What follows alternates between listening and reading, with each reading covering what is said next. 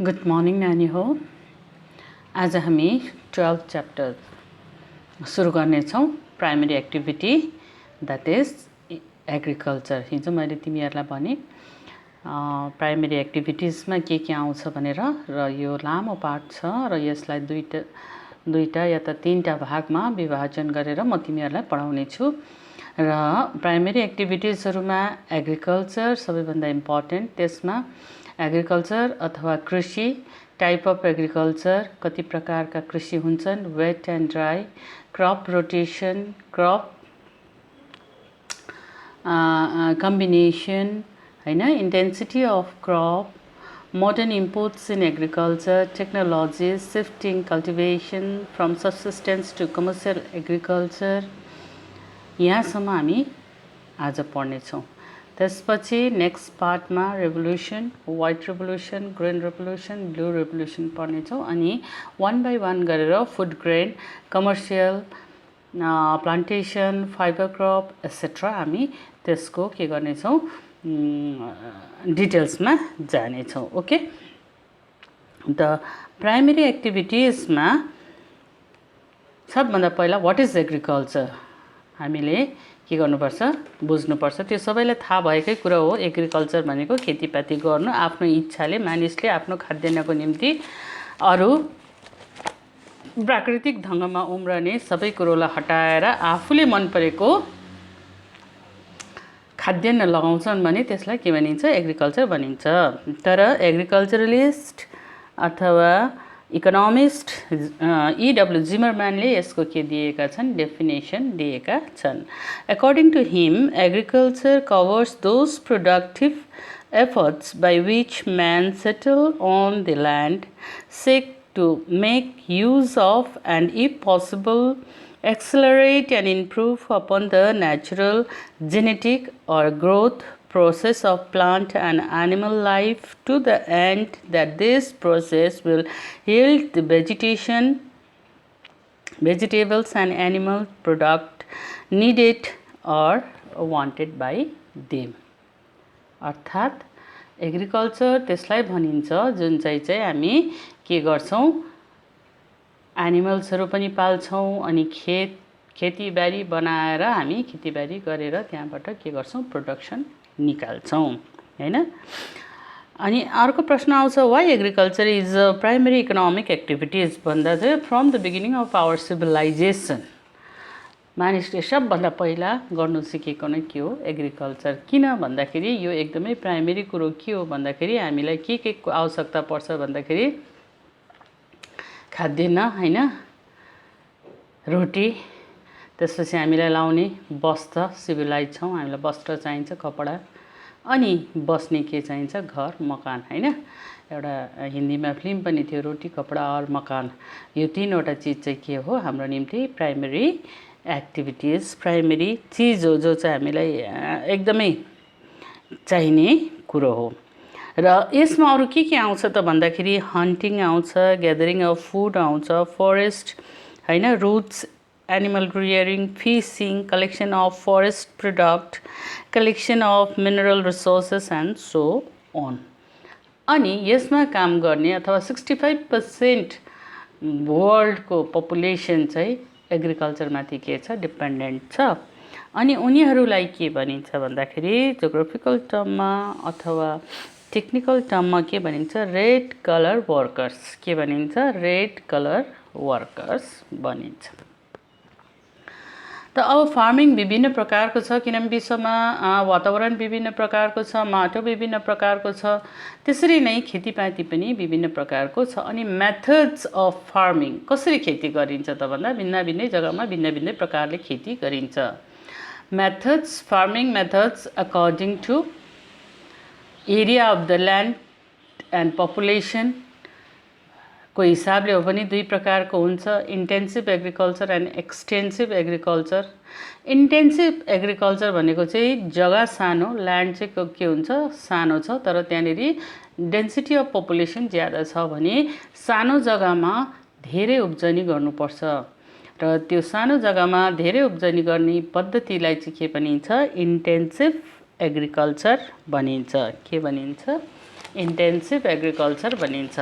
अनि extensive agriculture भनेको चाहिँ के हो त भन्दाखेरि त्यसको ठिक विपरीत, जग्गा धेरै छ तर त्यहाँ के छ, पपुलेसन डेन्सिटी कम्ती छ भने उनीहरू त्यही हिसाबले त्यो जग्गालाई प्रयोग गर्छन्। अब इन्टेन्सिभ एग्रिकल्चरमा हुनसक्छ रोटेसन अफ क्रप हुनसक्छ, मल्टिपल क्रपिङ हुनसक्छ, किनभने सानो जग्गा छ, धेरै उब्जनी गर्नु पर्यो। तर एक्सटेन्सिभ एग्रिकल्चरमा त्यस्तो हुँदैन, हुनसक्छ वर्षमा 2 पल्ट मात्र उब्जनी गरिन्छ या त 1 पल्ट मात्र उब्जनी गरिन्छ, किनभने त्यो के हुन्छ, सफिसियन्ट भइहाल्छ। अब अर्को आउँछ अब्जेक्टिभ अफ एग्रिकल्चर। एग्रिकल्चर गर्नु के छ, अनिवार्य छ, किन त्यो हिसाबले गर्नु हो भने चाहिँ यसलाई के गरिएको छ, फेरि अन्य भागमा विभाजन गरिएको छ, जस्तै subsistence agriculture, commercial farming, plantation crop. Somehow commercial farming र प्लान्टेसन क्रप एकै प्रकारको हुन्छ, किनभने प्लान्टेसन क्रप पनि के हो, कमर्सियल फार्मिङ हो। कमर्सियल फार्मिङ अरू जस्तो प्लान्टेसन क्रपमा चाहिँ के हुन्छ भन्दाखेरि, जस्तो इक्जाम्पल लिन सक्छौँ हामी टीको हैन, कफीको, सिन्कोना, एउटै जग्गामा एकै किसिम, धेरै ठुलो जग्गामा एउटै किसिमको प्लान्टलाई लगाइएको हुन्छ भने वर्षौंदेखि त्यसलाई नै ग्रो गरिन्छ भने त्यसलाई के भनिन्छ, प्लान्टेसन क्रप भनिन्छ, जसमा धेरै लेबरको आवश्यकता पर्छ, एक्सटेन्सिभ पाराले गरिन्छ हैन। अनि त्यहाँ धेरै के हुन्छ, म्यानेजमेन्टहरू हुन्छ, जसको द्वारा यो इम्पोर्ट गरिन्छ, जहाँबाट के गरिन्छ, रुपियाँ आर्जन गरिन्छ।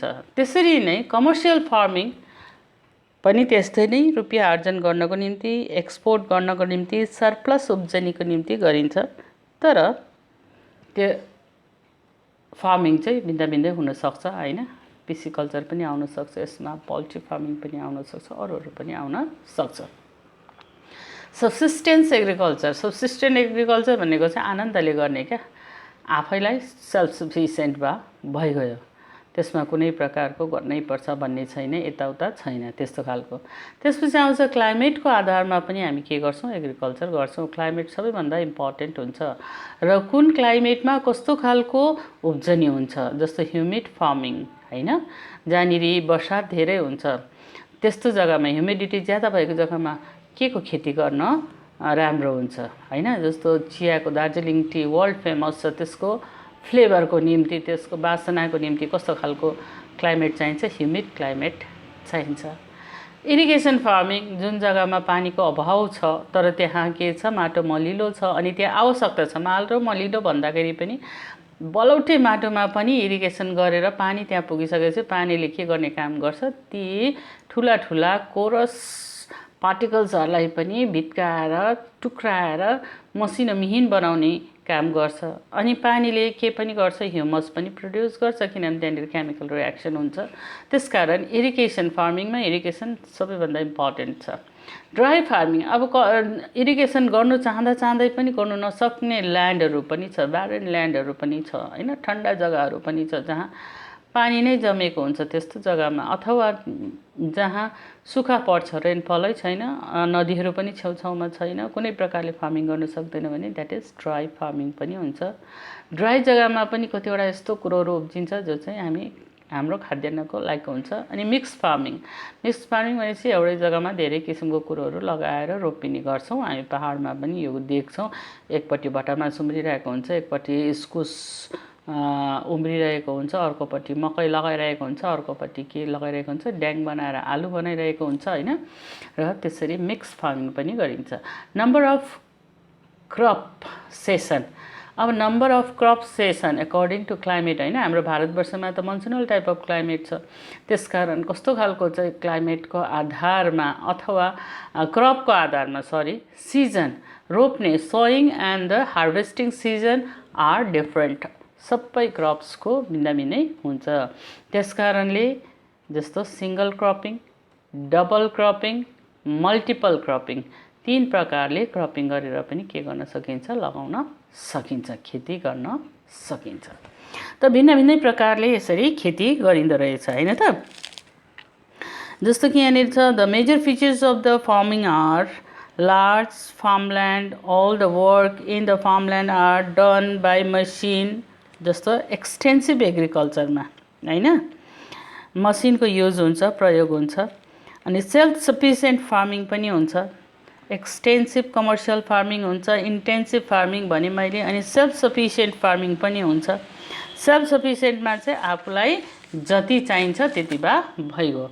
त्यसपछि हामी जमिनलाई धेरै के गर्दैनौँ, एक्सप्लोइट गर्दैनौँ हैन। अनि इन्डियामा it is found in patches in some undulating part of Asia and Africa भनेर भन्दै चाहिँ एक्सटेन्सिभ एग्रिकल्चर। कमर्सियल फार्मिङमा आउँछ तिम्रो प्लान्टेसन फार्मिङहरू आउँछ, हाई यिल्डिङ भेराइटीको सिडहरू लगाएर है। यस्तो कुन देशमा गरिन्छ त भन्दा नर्थ अमेरिकामा, साउथ अमेरिकामा, अस्ट्रेलियामा प्लान्टेसन क्रप, इन्डियामा पनि गरिन्छ प्लान्टेसन क्रप, मलेसियामा रबर प्लान्टेसन हैन, नर्थ इस्ट इन्डियामा तिम्रो चिया, श्रीलङ्कामा कफी प्रोडक्सन इन ब्राजिल यस प्रकारको गरिन्छ।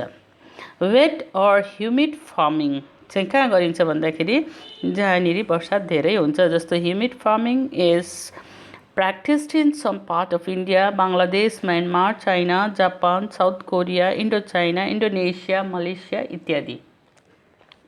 त्यसपछि आउँछ ड्राई फार्मिङ। ड्राई फार्मिङ हामी कहाँ गर्छौँ, जहाँनिर चाहिँ के छ, वर्षात एकदमै कम्ती छ, मैले अघि नै भने रेनफल हुन सक्दैन। The arable land is divided into several steps like terrace so that the rainwater can roll down along the slope to make the soil wet and moist. Soil is to being prepared for cultivation before rain comes इत्यादि। यस्तो प्रकारले गरिन्छ। Mix फार्मिङमा मैले अघि भनिहालेँ, एउटै ल्यान्डमा थुप्रै किसिमको जस्तो मसिनहरूको पनि यसमा प्रयोग गरिन्छ हैन। Modern agricultural machinery, selected high yielding variety seed हुन्छ अनि फार्म मिक्स फार्मिङ गरिन्छ। त्यसरी नै मेथडको हिसाबले अघि भन्यो हामीले सिंगल क्रपिङ, डबल क्रपिङ हैन, अनि मल्टिपल क्रपिङ र multiple cropping, single cropping, double cropping. अब सिंगल क्रपिङमा त एउटै नै लगाइन्छ। अब डबल क्रपिङ एग्रिकल्चर चाहिँ कहाँ गरिन्छ त भन्दा when crop are cultivated and raise twice a year, that method is called double cropping. वर्षमा दुईपल्ट लगाउने, जस्तो crops are raise twice a year, they are जस्तो धान लगाइन्छ वर्षमा दुईपल्ट हैन। And the type of farming is widely practiced in China. Double cropping widely practiced in China, Japan, India, Bangladesh, Myanmar, Indonesia. त्यसपछि आउँछ मल्टिपल क्रपिङ।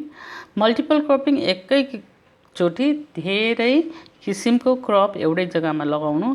कहाँ कहाँ प्र्याक्टिस गरिन्छ त यो? जापानमा, China, USA, South Korea, North Korea, Indo China, Myanmar इत्यादिमा गरिन्छ। अनि यो के हुन्छ त भन्दा in the present day agriculture we notice two more distinctive feature in the method of farming, that is crop rotation and market gardening. Market gardening पनि गरिन्छ। यो कमर्सियल हिसाबले गरिन्छ मार्केट गार्डनिङ चाहिँ। अनि क्रप रोटेसन पनि भइहाल्छ। र क्रपिङ इन्टेन्सिटी भनेको चाहिँ के हो त भन्दाखेरि त्यसमा total cropped area divided by net cultivated area into 100 गरेर जुन चाहिँ के निकालिन्छ, पर्सेन्टेज निकालिन्छ। क्रप कम्बिनेसन गरेर कति उब्जनी भयो त्यो निकालिन्छ। त्यसरी फार्मिङको के गरिन्छ, डिफ्रेन्ट मेथड हामी के गर्छौँ, फार्ममा युज गर्छौँ। र अब प्राइमेरी एक्टिभिटिज भनेको यो वाइड एक्टिभिटिज हो, यसको स्कोप धेरै छ हैन। अनि आजको युगमा हामी के गर्छौँ त एग्रिकल्चरल मेथडको लागि भन्दाखेरि त्यहाँनिर नयाँ किसिमको बिजनहरू लगाउँछौँ, जसलाई के भनिन्छ हाई यिल्डिङ भेराइटिज सिड। त्यसपछि इरिगेसन गर्छौँ, किनभने सानो जग्गाबाट पनि धेरै उब्जनी गर्नुपर्ने हुन्छ।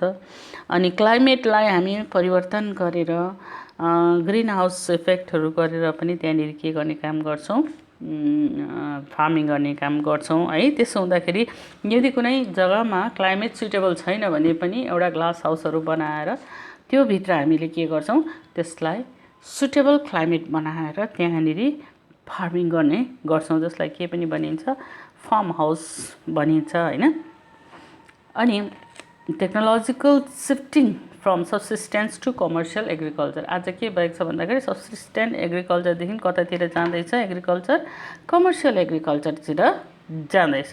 या भन्नुको अर्थ ज्यादा हामी त्यसबाट के गर्छौँ, कमाउँछौँ अनि आफूलाई पनि चाहिएको राख्छौँ अनि राखिसकेपछि फेरि त्यो के पनि गर्छौँ बाहिर देश निर्यात पनि गर्छौँ अनि त्यसबाट पैसा आर्जन गर्छौँ हैन देशले पैसा आर्जन गर्छ अनि यदि हाम्रोमा अरू कुनै कुरोको अभाव छ भने त्यो हामी त्यही पैसाले फेरि त्यो के पनि गर्ने गर्छौँ निर्यात पनि गर्ने गर्छौँ।